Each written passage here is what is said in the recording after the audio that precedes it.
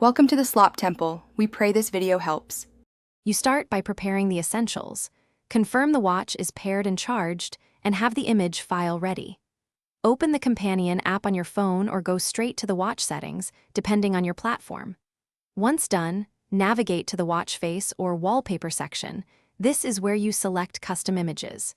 Make sure the file format matches requirements and that you're on Wi-Fi or close Bluetooth range. Now choose the option to add a new wallpaper or custom face to begin the process. You now focus on the detailed execution. Crop and position the image so important elements aren't cut off by widgets or the round screen edge.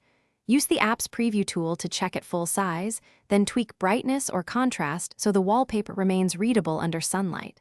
Once satisfied, save the draft and tap Apply or Sync. The phone will transfer the image to the watch. Wait for completion. If multiple faces exist, select the new face as active to see the change immediately.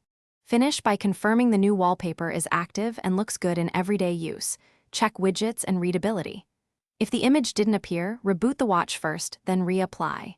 If it still fails, clear the companion app cache, repair Bluetooth, or try a simpler image with the recommended dimensions.